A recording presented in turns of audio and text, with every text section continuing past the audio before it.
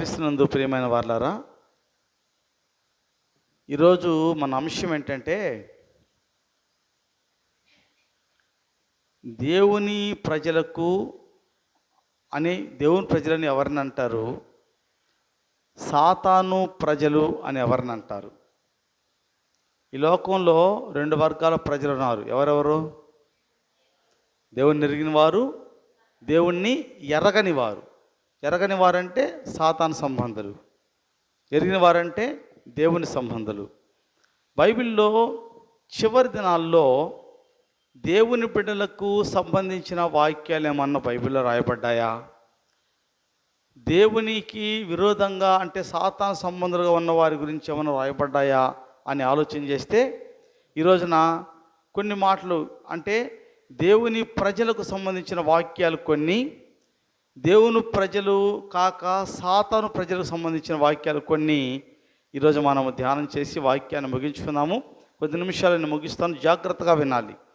గమనించండి, ఇప్పుడు సాతాను బిడ్డలంటే ఎవరు చెప్పండి?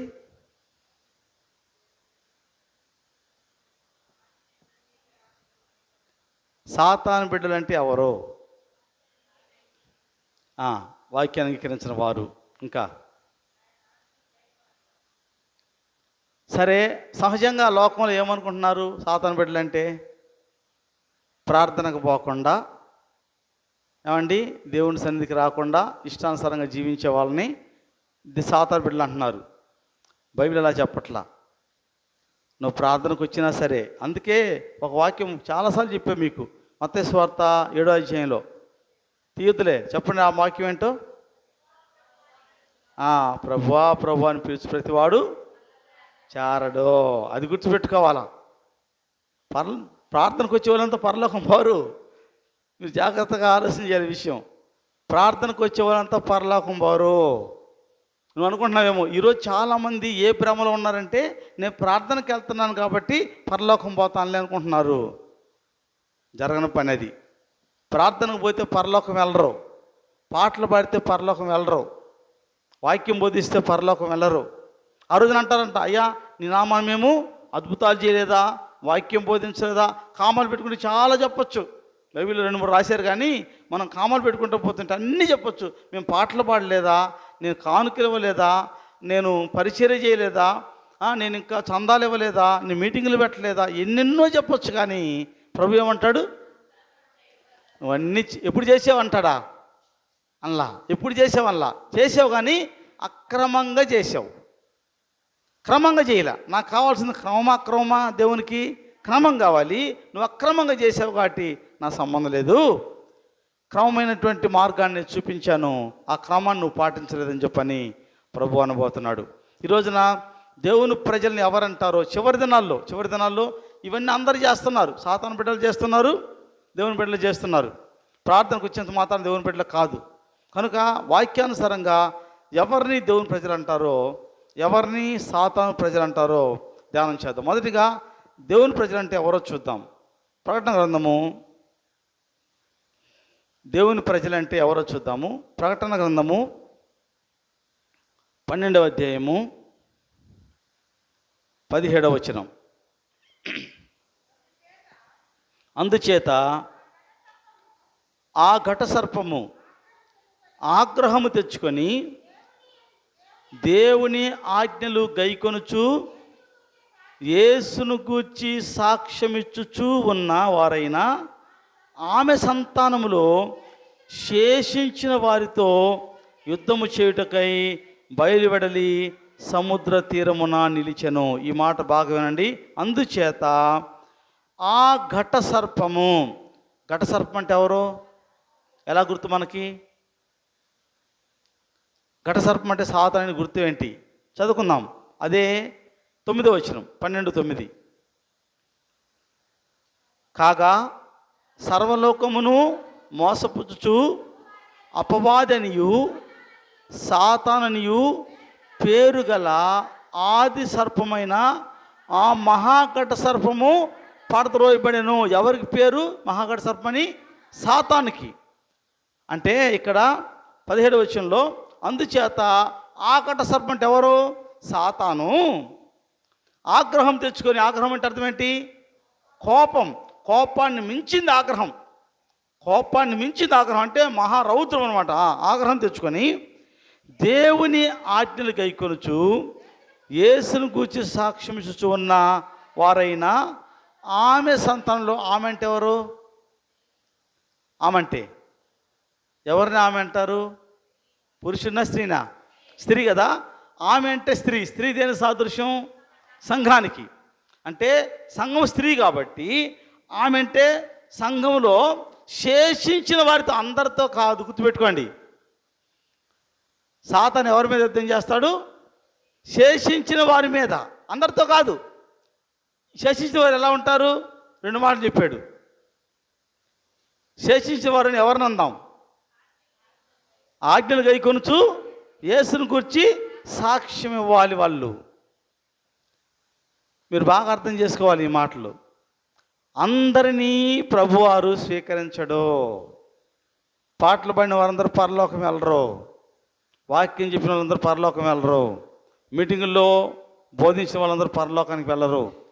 కానుకలు ఇచ్చిన వాళ్ళందరూ పరలోకానికి వెళ్ళరు. నువ్వేమి చేసినా పరలోకం వెళ్ళాలంటే శేషించిన సంఘంలో ఉండాలి. శేషం అంటే అర్థం ఏంటి? మిగిలినది అంటే పోనిది పోగా మిగిలిందని శేషం అంటారు. ఒక అమౌంట్ని బాగించుకుంటా వస్తే మిగులుద్ది చివరిలో, అది శేషం. సో క్రైస్తవులు కోట్లానుకోవడం. అందుకు ప్రభు అన్నాడు, ఏర్పరచబడిన వారు, పిలువబడిన వారు అనేకులు, ఏర్పరచబడిన వారు కొందరే, వీరే శేషం. అంటే శేషించిన వారంటే పిలువబడ్డవారు కాదు, ఏర్పరచబడ్డవారు. నువ్వు పిలువబడిన సంఖ్యలో ఉన్నావా? ఏర్పరచబడ్డ సంఖ్యలో ఉన్నావా? ఇంకో మాట చెప్తున్నా, శేషం ఎక్కువ ఉంటుందా? అంతకుముందు ఉన్నంత ఎక్కువ ఉంటుందా? అంతకుముందు ఉన్నట్టు టోటల్ ఎక్కువ ఉంటుంది, శేషం తక్కువ ఉంటుంది. నువ్వు శేషంలో ఉంటే పరలోకానికి వెళ్తావు. వాక్యం చెప్తుంది. ముందుకు చదువుదాం, మనం ముందుకుంటే చదువుదాం. శేషంలో ఉంటేనే పరలోకానికి వెళ్తావు నువ్వు. నేను క్రైస్తవునే కదా, నేను మా అయ్యగారిని అనుసరించాను, మా సంఘాన్ని అనుసరించాను, మా తల్లి సంఘము, మా నాన్న సంఘము అంటాం. నీ తల్లి సంఘము, నీ నాన్న సంఘము పరలోకం తీసుకెళ్తావు, వాక్యం తీసుకెళ్తుంది. కనుక వాక్యాన్ని అంగీకరించాలి. వాక్యంలో ఏముందంటే ఆజ్ఞలు గైకొనొచ్చు, దేవుని ఆజ్ఞలు గైకొనొచ్చు, యేసును గురించి సాక్ష్యం ఇచ్చుచున్న వారైనా ఆమె అంటే సంఘం సంతానంలో శేషించిన వారితోనే సాతాను యుద్ధం చేస్తాడు. శేషించిన వారితోనే. అందుకే ఈ రోజున ఎవరికి యుద్ధాలు కలగట్లా, సాతానుతో పోరాటం కలగట్లా. అదేమంటే మేము క్షేమంగా ఉన్నాం కాబట్టి దేవుడు మమ్మల్ని దీవించాడు. దేవుడు దీవించలా. డబ్బు దేవుడు దీవిస్తే వచ్చేది కాదండి, గుర్తుపెట్టుకోవాలి. డబ్బు దేవుడు దీవిస్తే రాదు, ఆస్తులు దేవుడు దీవిస్తే రావు, సంపద దేవుడు దీవిస్తే రావు. దేవుని ఆజ్ఞలు గైకొనే వారికి ఇలాంటి స్థితి రాబోతుంది. శేషించిన వారితో యుద్ధము చేయుటకై బయలువెడలి సముద్ర తీరము నిలిచే. సముద్రం అంటే అర్థం ఏంటి? జనములు, జన సమూహాలని వాక్యం సెలవిస్తూ ఉంది. ప్రకటన 17వ అధ్యాయం 15వ వచనం. ఇక్కడ జలములంటే, ఆ సముద్రం అంటే ఏంటో చూద్దాం. మరియు ఆ దూత నాతో ఇలాగ చెప్పాను, ఆ వేశ్య కూర్చున్న చోట నీవు చూచిన జనములు, ప్రజలను, జనసమూహములను, జనములను ఆయా భాషలు మాట్లాడు వారిని సూచించున్నవి. చూసారా, ఇక్కడ ఆ జలములంట, నీవు చూచిన జలములు. జలములంటే అర్థం ఏంటి? జలములు నీళ్ళే కదా. జలములు అంటే నీళ్ళు. జలములు దేని సాదృశ్యమా? ప్రజలకు, జనసమూహాలకు, జనములకు, ఆయా భాషలు మాట్లాడే వారికి సాదృశ్యంగా ఉంది. అర్థమైందా? ఇప్పుడు సముద్రంలో ఏముంటాయి? జలములే. జలమునే సముద్రం అంటారు. జలముల్లో కొంతమంది తెలివిగా అంటారు, సముద్రంలో ఏముంటాయంటే చేపలు, తిమింగలాలు అంటారు. ఆ తిమింగలాలు ఉండాలంటే ఏముండాలి? నీళ్ళు ఉండాలి కదా. సముద్రంలో నీళ్ళు ఉంటాయి, నీటిలో ఉంటాయి అన్నీ. సముద్రంలో నీరు ఉంటుంది, నీటిలో జలచరాలు ఉంటాయి. కాబట్టి ఇక్కడ ఈ ఘటసర్పం ఎక్కడ నిల్చుందమ్మా? యుద్ధం చేయుటకై బయలువెడలి సముద్ర తీరమున నిలిచెను. అంటే సముద్రం అంటే దేనికి సాదృశ్యము? ప్రజలకి. ఈనాడు అపవాది ప్రజల్లోకి వచ్చాడు. ప్రజల్లోకి వచ్చి అపవాది నిలిచి ఏం చేస్తున్నాడు? ఎవరైతే దేవుని ప్రజలుగా ఉన్నారో వారిలో శేషించిన వారితో యుద్ధం చేయడానికి రెడీగా ఉన్నాడు. ఈ రోజున నువ్వు శేషించిన జనాంగంలో ఉంటే నీకు నిత్యము యుద్ధమే. ఎవరితో? అపవాదితో. గుర్తుపెట్టుకో, నువ్వు శేషించిన జనాంగంలో ఉంటే నిత్యము అపవాదితో నీకు యుద్ధమే. అపవాది యుద్ధం అంటే ఏం జరుగుద్ది? ఏం జరుగుదమ్మా? నిందలు, హింసలు, అవమానాలు, దూషణలు, తిరుగుబాటుతనము, ఇవన్నీ వస్తాయి. అది దేవుని బిడ్డలకి. ఈరోజు క్రైస్తవుడుగా, ఒక సేవకుడుగా నువ్వు పగడబడుతున్నావా? నిందలు అనుభవిస్తున్నావా? పగడబడుతున్నావంటే నువ్వు ఖచ్చితంగా కాలుజారి స్థలంలో ఉన్నావు, ఖచ్చితంగా సాతాను బందీగా ఉన్నావు. పగడబడుతున్నావంటే దేవుని బిడ్డ దూషింపబడాలి, దేవుని బిడ్డ ద్వేషింపబడాలి. శేషించిన సంఘంలో ఉంటే, శేషించిన ఆ గుంపులో ఉంటే ఖచ్చితంగా నీకు నిందలు రావాలి, అవమానాలు రావాలి, హింసలు రావాలి, వ్యాధులు రావాలి, శోధనలు రావాలి. అది నిజమైన క్రైస్తవ జీవితం అంటే. ఈ రోజున వాక్యం వింటున్న నా ప్రియమైన దేవుని బిడ్డలారా, నీవే గుంపులో ఉన్నావో ప్రయత్నం చేసుకో. చివరి దినాల్లో దేవుని ప్రజలు కలిగేటువంటి విషయాలు ఇవి. ఇంకో మాట చూద్దాం. ప్రకటన 14వ అధ్యాయం. దేవుని బిడ్డలు ఏం చేస్తారు? ఒకటేమో హింస పొందుతారు, శేషించిన వారితో అపవాది యుద్ధం చేస్తాడు, యుద్ధాలు కలుగుతూ ఉంటాయి దేవుని బిడ్డలకి. రెండవ మాట అదే ప్రకటన 14వ అధ్యాయము 7వ వచనం.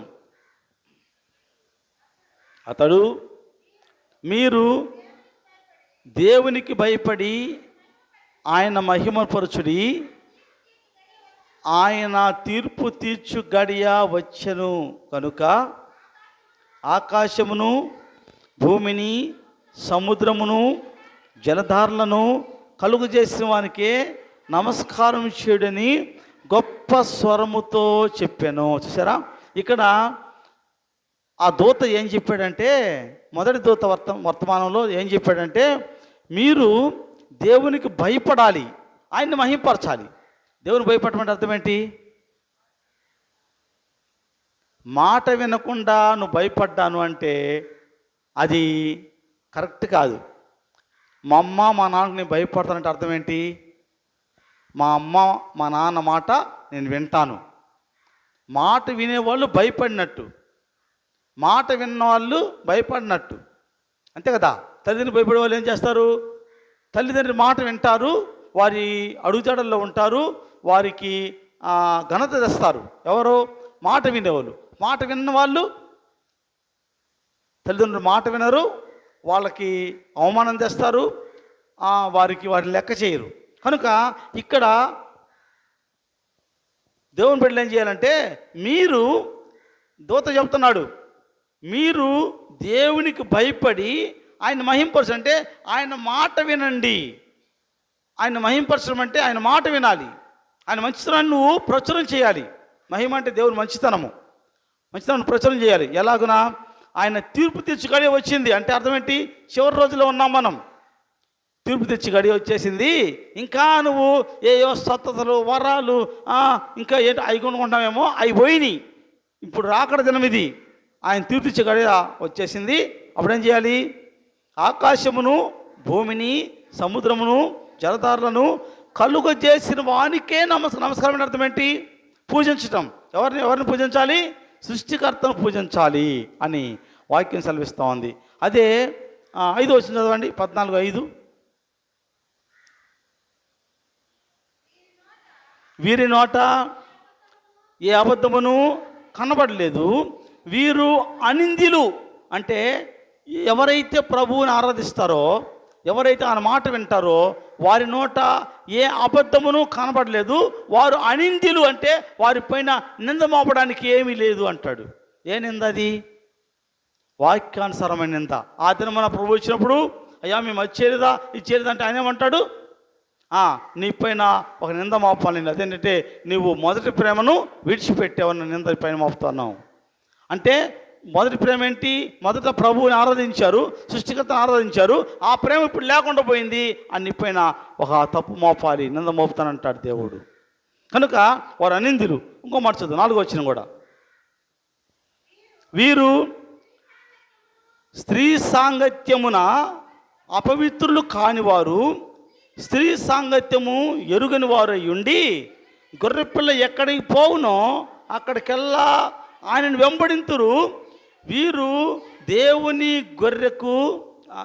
కొరకును గొర్రెపిల్ల కొరకును ప్రథమ ఫలముగా ఉండుటకై మనుషుల నుండి కొనబడిన వారు. ఎవరు వెళ్తారంటే పరలోకము? ఎవరైతే దేవుని ప్రజలు అవుతారంటే, మనం చూడండి, వీరు స్త్రీ సాంగత్యమున అపవిత్రులు కానివారు. ఇదేంటిది? స్త్రీ అంటే అర్థం ఏంటి? సంఘము. సాంగత్యం అంటే సహవాసము. స్త్రీ సహవాసంలో అపవిత్రులు కానివారంట. స్త్రీ సహవాసంలో అపవిత్రులు కానివారు. ఇదేంటిది? స్త్రీ సాంగత్యం అపవిత్రమైన అంటే అర్థం ఏంటి? ఇప్పుడు స్త్రీలు ఇద్దరున్నారు, బైబిల్లో ఉంది, స్త్రీలు ఇద్దరున్నారు. ఇప్పుడు చదువుతాం మనం, ఆ ఇద్దరు ఎవరో చూద్దాం. 12వ అధ్యాయము మొదటి 3 వచనాలు. అప్పుడు పరలోకమందు ఒక గొప్ప సూచన కనబడెను. అదేమనగా, సూర్యుని ధరించుకున్న ఒక స్త్రీ, ఆమె పాదముల కింద చంద్రుడును, శిరస్సు మీద 12 నక్షత్రములు, కిరీటములు ఉండెను. ఒక స్త్రీ. అర్థమైందా? ఒక స్త్రీ. మళ్ళీ చదవండి, మీరు అర్థం చేసుకుని చదవాలి. అప్పుడు పరలోకమందు ఒక గొప్ప సూచన కనబడెను. అదేమనగా, సూర్యుని ధరించుకున్న ఒక స్త్రీ, ఆమె పాదముల క్రింద చంద్రుడును, శిరస్సు మీద 12 నక్షత్రముల కిరీటమును ఉండెను. ఈ 12 నక్షత్రములు దేని సాదృశ్యము? 12 గోత్రాల సాదృశ్యము. ఇజ్రాయేలు 12 గోత్రాల సాదృశ్యము. అంటే ఈ స్త్రీ పవిత్రమైన స్త్రీ. ఈ స్త్రీ పవిత్ర సంఘానికి సాదృశ్యం. ఇంకో స్త్రీని చూపిస్తాను. 17వ అధ్యాయము ప్రకటన.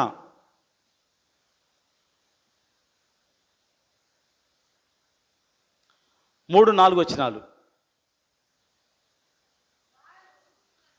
అప్పుడతడు ఆత్మవశుడైన నన్ను అరణ్యమునకు కొనిపోగా, దేవదూషణ నామములతో నిండుకొని 7 తలలను 10 కొమ్ములను గల ఎర్రని మృగం మీద కూర్చున్న ఒక స్త్రీని చూసి తిని. ఈ ఎర్రని మృగం అంటే ఎవరు? పర్పుల్ రాజ్యం. ఆ మృగం మీద కూర్చున్న ఒక స్త్రీ. అంటే స్త్రీ అంటే అర్థం ఏంటి? సంఘము. ఈ సంఘం ఎక్కడుంది? పోపుల పునాది పైన ఉంది ఈ సంఘము. అర్థం చేసుకోండి. బైబిల్ ఈ మాటలు ఉన్నాయి. కనుక స్త్రీలు ఇద్దరున్నారు. నిజమైన సంఘము, అబద్ధ సంఘము. అర్థమవుతుందా? అందుకే ప్రభు అన్నాడు, శేషించిన వారంటే ఎవరు? నిజమైన సంఘముగా ఉన్నటువంటి వారిని శేషించిన వారు అంటారు. 12వ అధ్యాయం చదువుకున్న స్త్రీ, ఆ స్త్రీనే చదవండి. 12 రండి, 2వ వచనం. ఆమె గర్భవతి అయి ప్రసవేదన పడుచు ఆ నొప్పులకు కేకలు వేయిచుండెను. అంతటా పరలోకమందు ఇంకొక సూచన కనబడెను.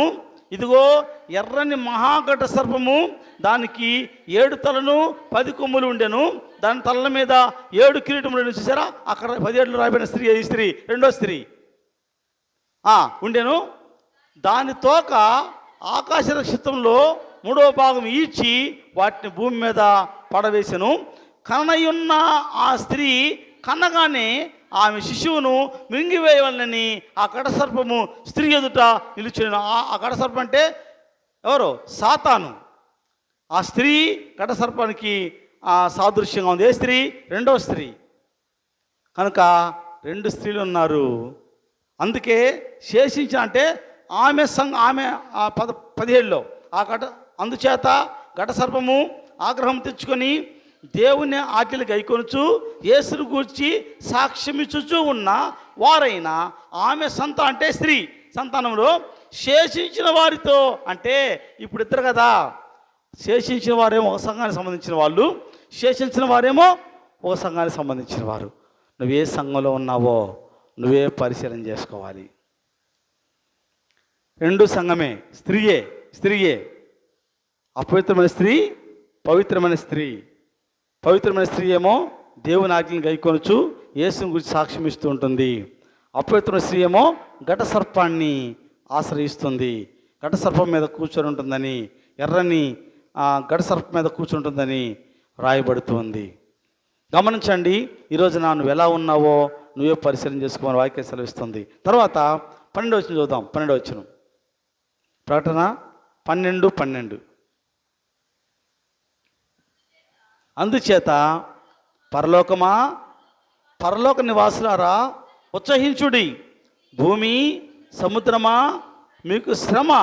అపవాది తమకు సమయము కొంచెమే అని తెలుసుకొని బహుక్రోధము గలవాడై మీ వద్దకు వచ్చినాడని. ఎవరి వద్దకు? శేషించిన సంఘం మీదకి వచ్చాడు అపవాది. తన సమయము కొంచెమే అంటే రాకడి దినాలు రెడీగా ఉన్నాయి. రాకడి దినాలు ఏమవుతుంది? అపవాదిని లయించిపోతున్నాడు దేవుడు. కనుక తన సమయం కొంచెమని తెలిసి అతను ఆగ్రహం తెచ్చుకొని ప్రతి వారిని మోసపుచ్చుతూ ఉన్నాడు. ఈరోజు నా మోసాన్ని గుర్తిరగట్లా ప్రజలు, సత్యాన్ని గుర్తిరలేకపోతున్నారు. నేను చెప్తున్నాను, మరలా చెప్తున్నాను, నేను ఎక్కడైతే వాక్యం బోధించానో అక్కడ ఎవ్వరు తప్పించుకోవడానికి లేదు. అయ్యా మాకు తెలియదు అనడానికి లేదు. నా మటుకు నేను అంటే చాలామంది ఉన్నారు. నా మటుకు నేను చెప్పే సాక్ష్యం ఏంటంటే, నేను ఎక్కడైతే సత్యాన్ని బోధిస్తానో ఆ స్థలంలో, ఆ సంఘంలో మాకు తెలియదయ్యా అనటానికి వీల్లేదు. నువ్వు సత్యాన్ని నేను మీ ముందుంచుతున్నాను, విశదీకరించి చెప్తున్నాను. దేవుడు మీతో మాట్లాడుతున్నాడు. నువ్వు నాతో మాట్లాడలేదయ్యా, నాకు తెలియదయ్యా అంటే ఆ రోజున సాక్షి ఎవరమ్మా? భూమి ఆకాశాన్ని దేవుడు సాక్ష్యంగా పెట్టాడు. ఎక్కడికి పాలేవు నువ్వు. నీ బంధువులు అయితే నీకు ఫేవర్గా చెప్పొచ్చు, నా బంధువులు అయితే నాకు ఫేవర్గా చెప్పొచ్చు. బంధువులను దేవుడు పెట్టలా. అందుకే కనీసం చెప్పనా, సేవకులను పెట్టలా, దేవదూతలను కూడా పెట్టలా, సాక్షులుగా దేవదూతలను కూడా పెట్టలా. ఎవరిని పెట్టాడు? భూమిని ఆకాశాన్ని. రేపు పొద్దున్న సాక్ష్యం చెప్పబోతున్నాయి, జాగ్రత్త ఈ విషయంలో. కనుక మళ్ళా 15 వచ్చింది కూడా, 15. కావున ఆ స్త్రీ ప్రవాహమును కొట్టుకొని పోవాలని ఆ సర్పము నోట నుండి నీళ్లు నదీ ప్రవాహముగా ఆమె వెనుక వెళ్ళగక్కెను. కానీ చూసారా, చాలు వెళ్ళగక్కెను. ఇప్పుడు ఆ స్త్రీ కొట్టుకొని పోవడానికి ఆ సర్పము నోట నుండి నీళ్లు ప్రవాహంగా వెళ్ళగక్కిందంట. ఏ స్త్రీ? పరిశుద్ధమైన స్త్రీ. అంటే ఎవరు? శేషించిన సంఘము. ఈ స్త్రీ కొట్టుకొని పోవడానికి సర్పం ఏం చేసింది? నీళ్లను ప్రవాహంగా. నీళ్ళు అంటే అర్థం ఏంటి? చదువుకున్నప్పుడు మనం 17వ అధ్యాయంలో 17-15లో నీళ్ళు అంటే అర్థం ఏంటి? జలములు, ప్రజలు, జనసమూహాలు సాదృశ్యంగా ఉంది. ఇప్పుడు ఈ సాతాను ఏమి ఉపయోగిస్తున్నాడు? ప్రజల్నే ఉపయోగిస్తున్నాడు. అర్థం చేసుకోవాలి ఈ మాటలు. నేను కొంచెం డీప్కి వెళ్తున్నా, కొంచెం లోతులోకి వెళ్తున్నా, అర్థం చేసుకోండి. అందుకే చెప్పాను, మీరు మైండ్ అంతా వాక్యం మీద పెట్టాలి. ఇప్పుడు సాతాను ఏం చేస్తున్నాడంటే ఆ స్త్రీని ఇబ్బంది పెట్టడానికి ఎవరు ప్రయోగిస్తున్నాడు? ప్రజల్నే ప్రయోగిస్తున్నాడు. ఈనాడు నిజమైన సంఘానికి శత్రువులు ఎవరు? ప్రజలే. మీకు అర్థం కావటంలో విషయము. సత్యానికి విరోధం ఎవరు? ప్రజలే. సాతాను డైరెక్ట్గా వచ్చి కత్తి పట్టుకొని నిలబడ్డ ఇక్కడ ఎవరిని ఆడుకుంటాడు? ప్రజల్నే. అందుకే నువ్వు పిలువబడి వారిలో ఉన్నావా, ఏర్పరచబడిన వారిలో ఉన్నావా? ఇప్పుడు సాతాను ఉపయోగించుకునేది ఎవరిని? పిలువబడి వారిని. ఎవరి మీదకి? ఏర్పరచబడిన వారి మీదకి. అర్థం ఉందా? రెండు విధాల ప్రజలు ఉన్నారు, పిలువబడ్డవారు, ఏర్పరచబడ్డవారు. పిలువబడ్డవారేమో పరలోకానికి వెళ్ళరు, ఏర్పరచబడ్డవారు వెళ్తారు. అందుకే ప్రభు నన్ను పిలిచే బాగానే ఉంది, పిలువబడ్డారు, మేము అది చేయలేదా ఇది చేయలేదా? ఎవరిని? పిలువబడ్డవారిని. ఏర్పరచబడ్డవారైతే హింసలు పొందుతారు, అవమానాలు పొందుతారు, శ్రమలు పొందుతారని వాక్యం సెలవిస్తూ ఉంది. క్రీస్తులో జీవించడం అంటే చిన్న చితక కాదు. ఏదో బైబిల్ కొనుక్కొని మంచి కాస్ట్లీ బైబిల్ కొనుక్కుంటే పరలోకానికి వెళ్ళవు. నా బైబిల్ కొన్ని పేజీలు లేవు, మీకు తెలుసు కొంతమందికి. ఆ పక్క ఈ పక్క కొన్ని బైబిల్ పేజీలు లేవు నా బైబిల్కి. కొంతమంది బైబిల్ చూస్తే అసలు బైబిలే అబ్బా ఎంత కాస్ట్, బైబిల్ కొనుక్కుంటే పరలోకానికి వెళ్ళవో. మా నాన్నగారు సేవ చేస్తున్నప్పుడు ఒక బైబిల్ తీసుకెళ్ళి ఒక ముసలాంకి ఇచ్చాడట, చదువుకోమ్మని ఇస్తే. మళ్ళా సంవత్సరము ఒకసారి అట్లే మా నాన్న అక్కడికి వెళ్ళి వాక్యం బోధిస్తామంటే ముసలాం వచ్చి, అయ్యా బైబిల్ కావాలయ్యా నాకు ఒకటి అందంట. అమ్మ పోయిన సంవత్సరం బైబిల్ ఇచ్చాను కదా నేను అంటే, అది అయిపోయిందయ్యా బైబిల్ అందంట. మా నాన్న అసలు ఆశ్చర్యపోయి, అరే సంవత్సరంలో బైబిల్ ముసలిది, ఇప్పుడు కాదు దాదాపుగా 60-70 ఏళ్ళ క్రితం వ్యవహారం ఇది. ఆ టైంలో ఒరే ఈ ముసలామ బైబిల్ కంప్లీట్ చేసిందని, అమ్మా సరే అయిపోతే బైబిల్ అయిపోతే మళ్ళా మొదటి నుంచి ప్రారంభించాయంటే, లేదయ్యా అంటుందంట. అమ్మా అదేనా మా బైబిల్ అనమా, కాదయ్యా అసలు లేదయ్యా. ఏమైందమ్మంటే, పొయ్యి మండకపోతే రోజు కాగితం పొయ్యిలే పెట్టి, తెలియదు ఆమెకి, ముసలామెకి తెలియదు బైబిల్ అంటే దాని విలువ తెలియదు ఆమెకి. రోజు కాగితం తీసి పొయ్యిలో పెట్టేశానయ్యా, అయిపోయిందయ్యా బైబిల్, ఇంకోటి బైబిల్ ఇవ్వమంటే, సరే మా నాన్న చెప్పి, అమ్మా బైబిల్ చంచకూడదమ్మా, తెలియ చేసావు నువ్వు అని చెప్పని మళ్ళీ బైబిల్ ఇచ్చాడు. అంటే నా దృష్టిలో నీవు బైబిల్ చదవటం అంటే, ఈరోజు చాలామంది చదివేసాం బైబిల్ అన్నారు. ఏంటి చదువుతున్నావు? ఆ ముసలాంకి నీకు ఏం భేదం లేదు, చదివానంటే వాక్యము ఉన్నది ఉన్నట్టు గ్రహించాలి, పరిశుద్ధాత్మ సహాయం కొరకు అడగాలి.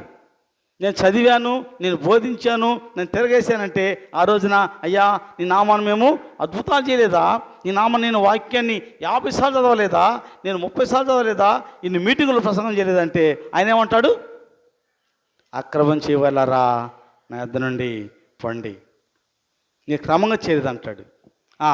కనుక ఈ రోజున మనము దేవుణ్ణి ఎరిగిన వారమై ఉండాలి. 15 వచ్చి మళ్ళీ 12-15. కావున ఆ స్త్రీ ప్రవాహమునకు కొట్టుకుని పోవాలని ఆ ఘటసర్పము తన నోటి నుండి నీళ్లు ప్రవాహముగా ఆమె వెనుక వెళ్ళగక్కెను. చూసారా, ఇప్పుడు ఆ స్త్రీని వెళ్ళగొట్టాలని చెప్పని ప్రవాహాన్ని ఆ ఘటసర్పము నోటి నుంచి వెళ్ళగక్కింది. అంటే ఏంటి ఘటసర్పం అంటే? ప్రవాహం అంటే ఏంటి? ప్రజలే. ఈనాడు ప్రజలకు విరోధంగా చేశాడు సాతానుడు. సత్యాన్ని అంగీకరించే వారిని అసత్యాన్ని అంగీకరించే వాళ్ళు అవహేళన చేస్తున్నారు. ఇక్కడ ఉంది క్లియర్గా, వాళ్ళే ప్రజల్ని ఉపయోగించి వాళ్ళపైన ఏం చేయడానికమ్మా, కొట్టుకొని పోవాలని. అంటే ప్రవాహం కొట్టుకొని పోవాలి. నీళ్ళలో కొట్టుకొని పోయే వాళ్ళు ఏమవుతారు? చనిపోతారు. కనుక ఆ జనప్రవాహంలో కొట్టుకొని పోవడానికి ప్రయత్నం చేస్తున్నాడు సాతానుడు. ఈ రోజున కొట్టుకోపోయినా పర్లేదు, ప్రాణం పోయినా పర్లేదు, వాక్యానుసారంగా జీవించమని నేను మనవి చేస్తున్నాను. మరొక మాట చూద్దాం, 13వ అధ్యాయము. అంటే ఇది దేవుని ప్రజలకు సంబంధించిన వాక్యం. ఇది దేవుని ప్రజలు ఎలా ఉంటారు చివరి దినాల్లో అన్న వాక్యం ఇది. 13వ అధ్యాయము 10వ వచనం. ఎవడైనను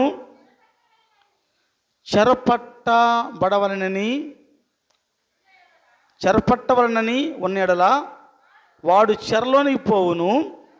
ఎవడైనను ఖడ్గము చేత చంపిన ఎడల వాడు ఖడ్గం చేత చంపబడవలను. ఈ విషయంలో పరిశుద్ధుల ఓర్పు విశ్వాసము కనబడును.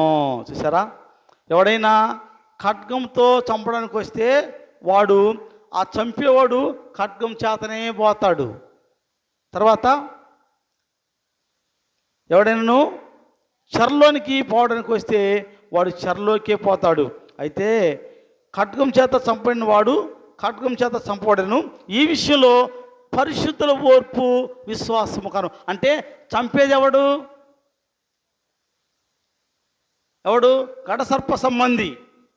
ద్వేషము అంటే చంపడం అంటే కత్తిపోట్ల వంటి మాటలు కలవని బైబిల్లో ఉంది. కత్తిపోట అంటే చంపడం కదా, అంటే చంపేసే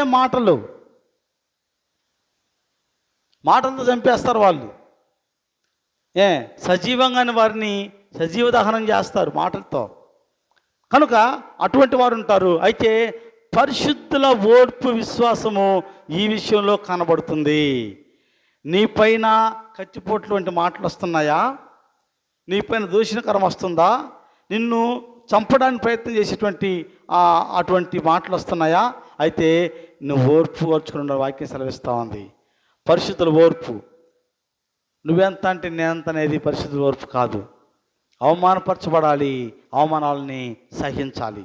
నిందించబడాలి, నిందలు సహించాలి. అవహేళన చేయబడాలి, అవహేళన సహించాలి.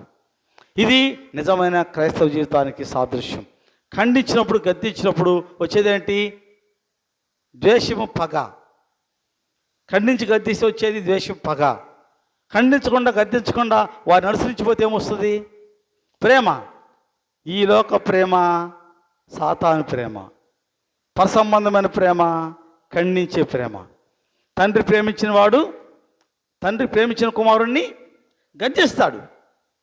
ఒక ఆత్మీయ తండ్రిగా నువ్వు ఉంటే, ఆత్మీయ బిడ్డగా నువ్వు ఉంటే, నీ తోటి వారిని అపరాధం చేసినప్పుడు ఖండించాలి, గద్దించాలి వారిని. అలా కాకుండా వారిని గద్దిస్తే నాకు విరోధులు అవుతారేమో, విరోధులు అయిపోతే జేబు, మాలాంటి సేవకులు అయితే జేబు నిండదేమో. ఇక్కడ జేబు నింపుకుంటే అక్కడ రాజ్యాన్ని కోల్పోవాల్సి వస్తుంది. కనుక దేవుని బిడ్డ ఎలా ఉండాలంటే దేవునికి నమ్మకంగా ఉండాలి. అది చంపబడిన, ఖడ్గమైన, శ్రమైన, హింసైన ఈ విషయంలో పరిశుద్ధుల ఓర్పు విశ్వాసము కనుపరచాలి. దేవుని నిమిత్తము ఎన్ని నిందలు అనుభవిస్తున్నావు నువ్వు? దేవుని నిమిత్తం నువ్వు చేసే పొరపాట్లకు, తప్పులకు కాదు. దేవుడు అంటే ఎవరు? వాక్యం నిమిత్తమై ఎన్ని నిందలు అనుభవిస్తున్నావు నువ్వు? వాక్యం నిమిత్తమై ఎన్ని శోధనలు అనుభవిస్తున్నావు? వాక్యం నిమిత్తమై అంటే వాక్యం అంటే దేవుడు. దేవుని కోసము ఎన్ని నిందలు అనుభవిస్తున్నావు? నేను నా జీవితంలో ఎన్నో అనుభవించా. నా సేవా జీవితం, నా 27 ఏళ్ళ సేవా జీవితంలో నిందలు, అవమానాలు, శ్రమలు, బాధలే తప్ప సుఖాలు, సంతోషాలు, అందరాలు ఎక్కిన దాఖలాలు లేవు. అన్ని అవమానాలే, అన్ని శ్రమలే, అన్ని హేళనలే, అన్ని దూషణలే. అయితే దేవుని స్తోత్రం చెప్పుకుంటా వెళ్తా ఉన్నాను నేను. మీకు తెలుసు, ఈ ఊరికి వచ్చిన తర్వాత నేను ఎంత ప్రేమ పొందుకుంటానో, ఎంత దూషం పొందుతానో మీకు తెలుసు. కనుక దేవుని నిమిత్తం దేవుని బిడ్డ అలా ఉండాలి, నాలాగా ఉండాలి, నాలాగున చెప్పగలగాలి. దేవుని బిడ్డలకి దూషణలు వస్తాయని వాక్యం సెలవిస్తూ ఉంది. మరొక మాట చూద్దాము. 13వ అధ్యాయం 10వ చదువుకున్నాం కదా, 15:2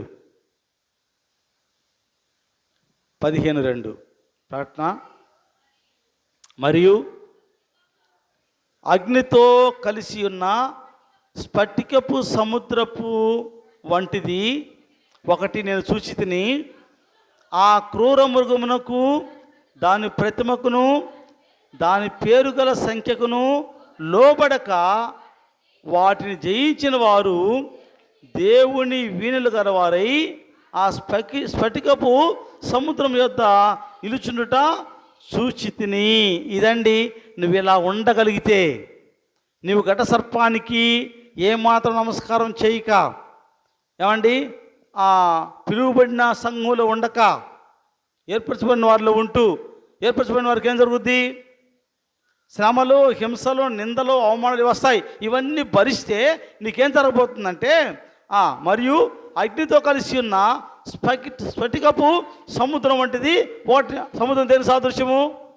ప్రజలు. అంటే పరలోకంలో స్ఫటికంతో చేయబడినటువంటి నీటితో కాదు అది, చేయబడిన సముద్రం చూసి తిని ఆ క్రూర మృగమునకు, దాని ప్రతిమకు, దాని పేరుగుల సంఖ్యకు లోపడక స్ఫటికపు సముద్రం వద్ద నిలుచుంటు వారిని, లోపడక వాటిని జయించిన వారు దేవుని వీణులు గలవారై ఆ స్ఫటికపు సముద్రం వద్ద నిల్చుంటా నేను చూస్తాను. ఇక్కడ దేవుని వీణులు గలవారై ఉందా?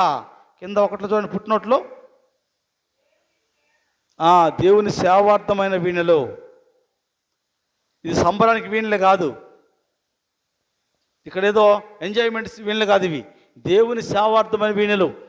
అంటే దేవుని పనిముట్లుగా ఏర్పరచబడి వారు పరలోకంలో స్ఫటికపు సముద్రం వద్ద దేవుని వీణులు గలవారై ఆయన ఎదుట నిలబడటము ప్రకటన గ్రంథకర్త అయినటువంటి యోహాను గారు చూశారు. నువ్వు పరలోకం వెళ్ళాలంటే ఈ విధమైనటువంటి దేవుని బిడ్డగా ఉండగలగాలి. ఈ లోకంలో ఎవరి మెప్పు కోసమో, ఈ లోకంలో కొంతకాలం జీవిస్తామండి. నరునాయుషు 70 సంవత్సరాలు, అధిక బలం ఉంటే 80 సంవత్సరాలు, అది కూడా ఆయాసము దుఃఖమే. ఈ కొద్ది రోజుల కోసం, ఈ లోక స్నేహాలు, ఈ లోక సుఖాల కోసం జీవితాలు పాడు చేసుకుంటున్నావేమో. దేవుని కొరకు పడు, ఆ శ్రమ ఏదో దేవుని కొరకు నిష్టగా జీవించు, దేవుని ఆజ్ఞ గైకొను, దేవుని విశ్వాసాన్ని కాపాడుకో, యేసుని సాక్ష్యాన్ని నువ్వు కలిగి ఉండు. అప్పుడు నిందలు, హింసలు, బాధలు, అవమానాలు వస్తాయి, అవి భరించు. పరలోకంలో దేవునితో నిత్యము జీవించే సన్నిధిని, అవకాశాన్ని నువ్వు పొందుతావని వాక్యము సెలవిస్తోంది. కనుక మన జీవితంలో ఈరోజు మనము దేవుని ప్రజలకు సంభవించినటువంటి వాక్యాలు చదువుకున్నాము, సంబంధించిన వాక్యాలు దేవుని ప్రజలు ఎలా ఉంటారో చదువుకున్నాము. ఈరోజు మన సమయం చాలదు, ఈసారి వారం మనము సాతాను ప్రజలు ఎలా ఉంటారో చదువుకుందాం. ఈ రోజున చదువుబడిన వాక్య ప్రకారంగా నీ జీవితంలో ఏమైనా ఈ రోజున నేను వాక్యానుసారంగా లేను కదా అని నువ్వు అనుకుంటే, నీ మనస్సాక్షి చెప్తూ ఉంటే ఈరోజు మారడానికి సిద్ధపడమని నేను తెలియజేస్తున్నాను. చాలామంది గృహాల్లో ఉన్నారు, ఊరకనే ఉన్నారు కదా, తెలియక కాదు. ఒకవేళ తెలియకున్నారేమో, ఈరోజు చెప్తున్నాను, వాక్యం సెలవిస్తూ ఉంది. దేవుడు ఏర్పాటు చేసిన దినం ఇది. లోకమంతా నువ్వు ఏర్పరచబడిన వారిలో లేవు. ఎక్కడున్నావు? పిలువబడిన వారిలో ఉన్నావు. నేను అంటున్నాను, పిలువబడిన వారిలో ఉంటే ఎంతమంది వాళ్ళు అనేకులు. శేషంలో ఉండాలా. నువ్వేమంటున్నావు? అనేకుల్లో ఉంటానంటున్నావు. కొద్దిమంది ఉంటే కొద్ది బ్యాచ్లో మాకు ఆనందం ఉండదు, ఎక్కువ మందిలో ఉండాలని చెప్పి అంటున్నావు. ఎక్కువ మందిలో ఉంటే ఈ లోకంలో ఆనందమే, పరలోకానికి నువ్వు చేరుకోలేవు.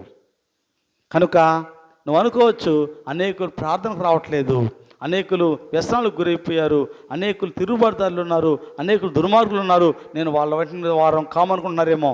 వాళ్ళకంటే భయంకరమైన స్థితిలో ఉన్నాం మనం. నువ్వు పిలువబడిన వారిలో ఉంటే వాళ్ళకంటే భయంకరమైన స్థితిలో ఉన్నావు. ఏర్పరచబడిన వారిలో ఉంటే నీవు ప్రభు రాకడకు సిద్ధంగా ఉన్న వారిలో ఉన్నావు, పరలోకానికి చేర్చబడే వారిలో ఉన్నావు. అటువంటి సన్నిధి, ఆ దేవుని యొక్క సన్నిధి మన జీవితాల్లో మనము స్వీకరించి, ఆహ్వానించి, ఆ ఏర్పరచబడిన వారిలో ఉండే విధంగా మన జీవితాలు మలుచుకొని తొట్టిల్లక పడిపోక ఆ మార్గంలో స్థిరంగా ఉండులాగున దేవుడు మనందరికీ అట్టి కృప, ఆశీర్వాదము మెండుగా దయచేయునుగాక. ఆమేన్. తల వంచండి, ప్రార్థన చేద్దాం. పరిశుద్ధమైన మా తండ్రి, మీ పరిశుద్ధ నామానికి వేలాది స్తోత్రాలు చెల్లిస్తున్నాము. మహోన్నతుడ, జీవాధిపతి, మీకు వందనాలనైనా. ఈరోజు తండ్రి, చివరి దినాల్లో దేవుని ప్రజలెవరో, సాతాను ప్రజలెవరో, దేవుని వెంబడించేవారు ఎవరో, సాతాను వెంబడించేవారు ఎవరో నేర్చుకోవాలని చెప్పని మేము వాక్యం ధ్యానం చేశాము. దేవుని ప్రజలకు కలిగేటువంటి పరిస్థితులు ఏంటో చదువుకున్నాం ప్రభా. వారు శేషించిన వారిలో ఉండేవారుగా ఉండాలి, వారు అనిందులై ఉండాలి, వారు శ్రమను, హింసను, బాధను భరించేవారై ఉండాలి, మీ రాజ్యానికి ఎదురు చూసి మీ వాక్యానికి లోబడేవారే ఉండాలని చెప్పి నేర్చుకున్నాం ప్రభా. వచ్చే వారం మేము అపవాది సంబంధులు ఎవరో నేర్చుకోబోతున్నాం. అయ్యా, చివరి దినాల్లో మేము అపవాది సంబంధులంగా ఉన్నామా, లేక మీ సంబంధులమై పరలోకానికి వారసులంగా ఉన్నామా పరిశీలన చేసుకొని, మా మనస్సాక్షి తండ్రి, మేము ఇంకా లోకంలో ఉన్నామని చెప్తూ ఉన్నట్లయితే ఇప్పుడే మార్పు చెంది మీకు సాక్షులుగా జీవించే కృప మాకు అనుగ్రహించమని ముందున్న మా జీవితాన్ని మీ పాదం చెంత పెట్టుకుంటూ విన్న మాటలు మా హృదయంలో స్థిరపరచి బలపరచమని యేసుక్రీస్తు వారి పరిశుద్ధ నామమున ప్రార్థించి మిక్కిలి వినయంతో అడిగి వేడుకొంచున్నాం పరమ తండ్రి. ఆమేన్. పరలోకమందున్న మా తండ్రి, మీ నామం పరిశుద్ధపరచబడును గాక, మీ రాజ్యం మాకు వచ్చును గాక, మీ చిత్తం పరలోకమందు నెరవేరినట్లు భూమి మీద నెరవేరును గాక. మా అనుదిన ఆహారం నేడు మాకు దయచేయము, మరణస్తులను క్షమించిన ప్రకారము మరణములను క్షమించము, మన శోధనలు అయితే దుష్టుని తప్పించము. రాజ్యము, శక్తి, మహిమ నిరంతరం మీరు ఉన్నారు తండ్రి. ఆమేన్. పరమ తండ్రి అయిన దేవుని యొక్క ప్రేమ, ప్రభు అయిన యేసుక్రీస్తు వారి కృప, పరిశుద్ధాత్మని అన్యోన్య సహవాసం సన్నిధి కూడి ఉన్న మనందరికీ, ప్రత్యేకంగా ఈ లోకంలో సకల పరిస్థితులకును వాక్యం విని అయా ఏర్పరచబడిన వారిలో మేము ఉండులాగున్న తీర్మానం చేసుకున్న ప్రతి బిడ్డకును ఇప్పుడు ఎల్లప్పుడూ సదా తోడై ఉండి దీవించి ఆశీర్వదించును గాక. Amen, amen, amen. అందరికి వందనాలమ్మా. వందనాలండి, వందనాలు.